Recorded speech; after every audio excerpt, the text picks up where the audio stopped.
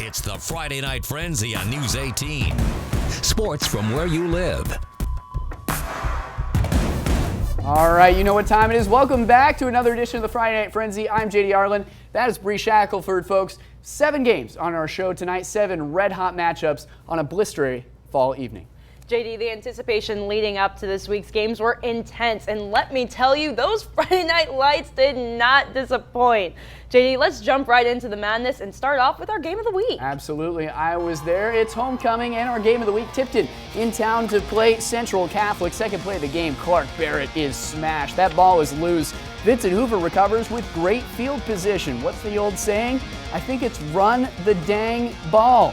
Eli Carter escapes to the outside, tally 6 for the visitors. Next Blue Devil possession, it's much of the same. Carter does it again. It's a quick 14-0 lead. Translation here, figure it out. And the Knights do. Second frame, down 21-0. Clark Barrett hits the X button. He's in for the score. Later on in the half, the senior QB does it again. Halftime score, 28-14. Coach Ney, what needs to change? I think you started seeing what needed to change. Our focus, it amped up in the second quarter. We got to make Tipton beat us, right? We can't beat ourselves, and that's what we did last week. That's what we started out the game doing.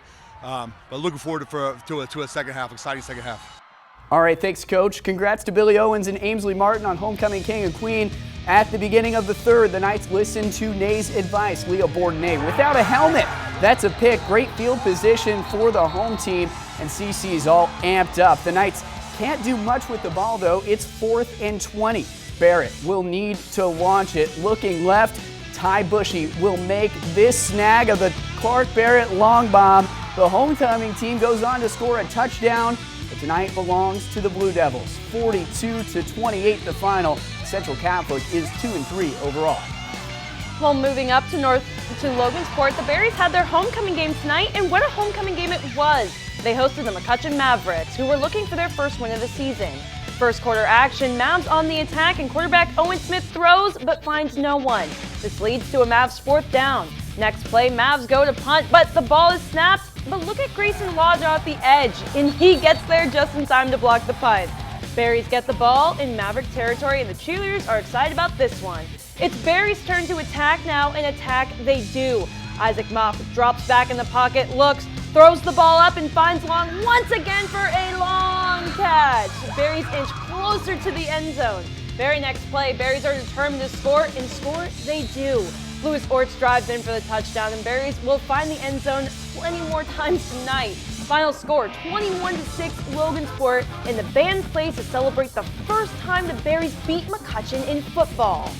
Yeah, tough 0-5 start for Logansport, but Bree, a tough 0-5 start for McCutcheon, but Bree, what a night for Logansport. Like you said, it's the first time that Berry team has beat McCutcheon since the series began in 2014. JD, I went to Logansport for Camp Frenzy, and let me tell you, I knew that team was going to be special from the moment I stepped foot in there. It was an awesome atmosphere, and I'm so happy that they won tonight. Well, we got more games to cover, but we do have a special guest popping in tonight. I'm going to toss it now over to our very own Peter Hewlett, who has highlights from his 2 games tonight. Peter, who do we have up first?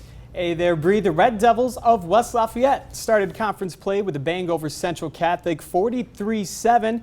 They look to continue that with the win over 3-1 Rensselaer Central. And they would have no problem with the Bombers tonight. We'll pick up the action in the second half.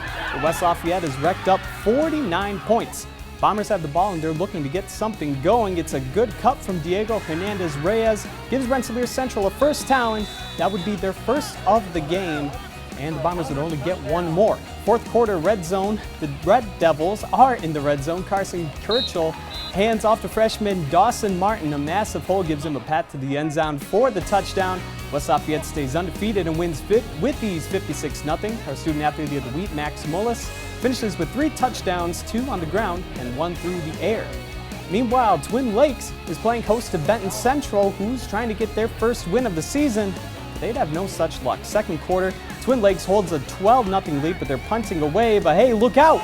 Bison's Dylan Musser can't bring it in. Twin Lakes with another shot, and they would capitalize. Same drive, junior running back Jacob Oliver bounces right side. He can jog into the end zone to give Twin Lakes an 18-0 lead. They'll go on to win this one 48-6. JD? All right, thank you, Peter. Tremendous job tonight. Part one of our show is over, but Bree, the night is far from complete. 3 games left. Who do we have?